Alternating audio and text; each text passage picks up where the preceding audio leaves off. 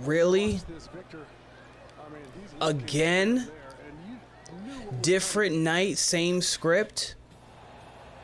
The San Antonio Spurs just lost again to the Memphis Grizzlies in bad fashion because the second half they didn't show up again.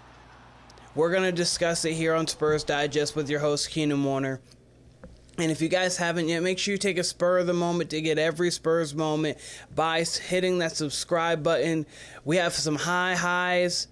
We have some low lows, man. And today is one of those low lows. I understand it's 1 out of 82, but this is a game that we had some positives. We did have a couple positives, but there's a lot of negatives here. I mean, 140 to 112. If you turn this game on at the end of the first quarter, the end of the second quarter, midway through the third quarter, 3/4 of the way through the third quarter, you would have been like, oh man, this is a really good game. I understand the Grizzlies do not have Ja Morant, but the Grizzlies are a good team without Ja Morant.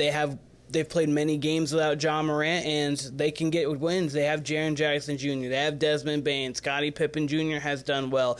And then we'll talk about the rest of their roster here in just a moment. But it was just one of those moments where the San Antonio Spurs did their cool thing of not showing up for stretches of a game. We're going to kind of go through this game start to finish a little bit. One thing that I don't like that Mitch Johnson does, and that Gregg Popovich kind of does too, but he didn't fully get a chance, I don't love their Wemby rotation.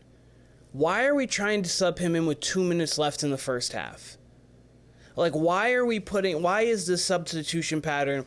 Okay, so he plays 6 minutes and then he comes out for 3 minutes and he plays the back half of the first quarter, and then the top half of the second quarter, take him out for that middle, and then sometimes you didn't get him in. You weren't able to get him in because the game was flowing. You have a team in the Memphis Grizzlies who are number one in pace. They score the most points in the league. They haven't had a game this year under 100 points scored.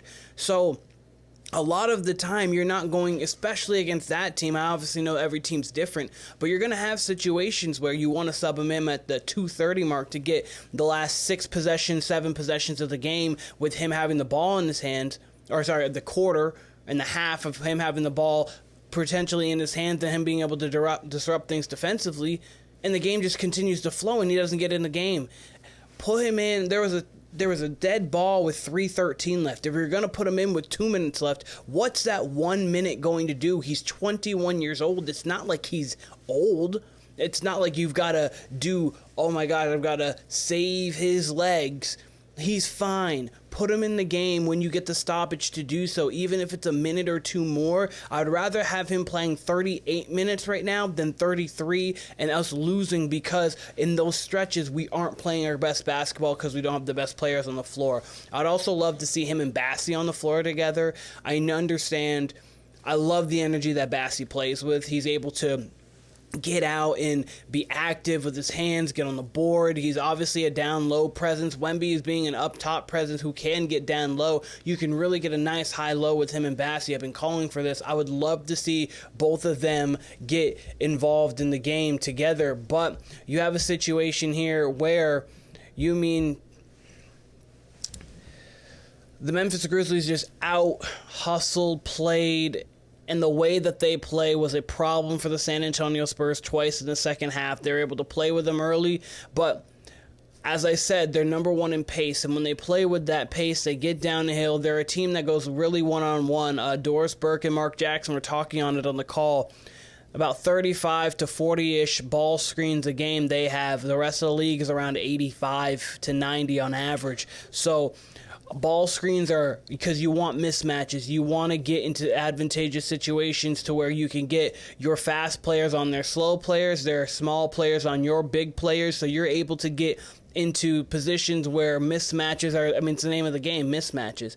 But the Grizzlies, because they have such a great personnel and people who can shoot the basketball, get to the basket, and make quick decisions, they're able to play a style where it's like, okay, we're playing really a four out, one in, or a 5 out, and we're going to get downhill, and we're going to try to put pressure on the defense. And the one-on-one defense of pressure from everybody on the floor was not great tonight. You had some players that played well. Obviously, when you're in situations like that, especially when you have 5 shooters on the floor, Jaren Jackson being your 5, Wemby can't just shade over.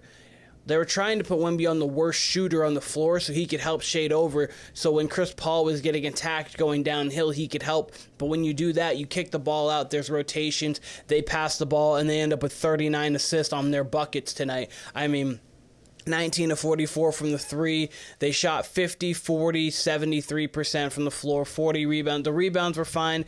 And the fast break points, even though those aren't in really big discrepancy, they had 2 more than us. It was really the transition. It was 4-on-3s. It was them having positions where we're out of position, because if we're taking the ball out of the net and pushing the ball up the floor, we're not getting our best offense. And then they're getting off of our possessions, one miss, and then they're able to get out and run, and we did not have great transition defense tonight. I mean, overall, Barnes shot okay.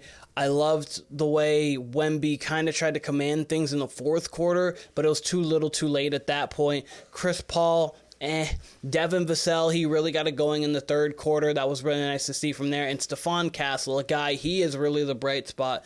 I talked 2 games ago about Devin Vassell and Stephon Castle having a big game against the Lakers because it was able to get them out of their slump, and I thought that this could help propel them. 3 straight games, Stephon Castle has 20 points or more. Devin Vassell has been cooking over the last 3 games as well. These 2 players have been able to up their ante, and if they can continue to do that, Wemby's got to come along with them, because the last couple of games offensively he hasn't been the greatest, but if he can come along offensively, this team will be okay. And then off the bench, Julian Champagnie has been in a slump. Keldon Johnson kind of gives you minutes here and there. As I said, Bassey already. Tre Jones is kind of just a minute filler at this point. I feel like we have a true 8 to 9 players that can truly play. It's the starting 5, and I love Castle in the starting 5. We're going to break that down here in just a second too. But the starting 5, you got Champagnie, Johnson, Bassey, and then Tre Jones, and then you put the other guys in for some splash. I think you could use a little bit more Brandon Moore, Blake Wesley, depending on the game, but when you have Tre Jones, you have so many guard minutes you have to allocate elsewhere, and I don't love it too, because Stephon Castle only gets 25 minutes. He needs to get 32 minutes a night. But anyways, all of this being said, all the ups and downs, it's 86-86 with 3:34 left after a backdoor cut from Devin Vassell.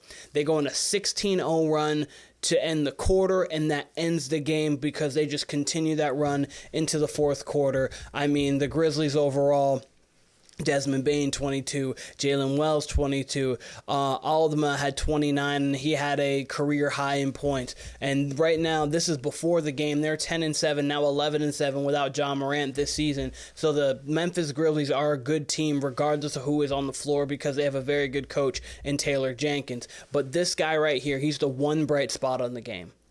Stephon Castle needs to always be in the starting lineup. I also didn't mention Jeremy Sochan. Obviously, Sochan, when he comes in, he is part of the integral starting 5 and everything. But we need to make sure he is in the starting 5. I understand Chris Paul is there. It's getting to the point now where I would look at trading Chris Paul. I think he's done a lot for this roster. I think he's done a lot for this team, helping to get them into great situations, and he's teaching them how to win and learning down the stretch. They still get into these lulls, but at this point right now, we also need to be in the developmental process of Stephon Castle, and the best time for him is when he is in that starting lineup. This year, he has 15 points, 4 rebounds, or 4 assists and 3 rebounds in his 21 games starting. That is before tonight's game. Those stats are only going to go up because of the way that he's been playing. He's, again, 20 points a game over his last 3 games. Stephon Castle needs to find his way into the starting lineup consistently, because if he is there with Sochan, with Wemby, with Barnes, and with Vassell, sorry. And with Devin Vassell, you've got a situation there where you've got 5 athletic guys who can be around on the floor. We've got some shooters in Barnes and Vassell and Wemby, of course. You've got Sochan who can be in your dunker spot. You've got Castle who can kind of run the show defectively, because you don't really need a true point guard in this offense the way they play it. He can run the pick and roll, but overall, it's unfortunate. Another loss in the column, but because the West is so close, there are not too many teams pulling away. Denver's starting to get to a part where they're pulling away. They're just really good. Jamal Murray's finally playing a lot better, along with Jokic, who is MVP bound, if it's not Shea. The Thunder, they're there. The Mavericks are still holding serve without Luka, which is good for them. But there's going to be a top 4 to 5 teams that are going to separate themselves. Probably the Thunder, the Rockets, the Grizzlies, the Nuggets, and maybe Dallas, depending.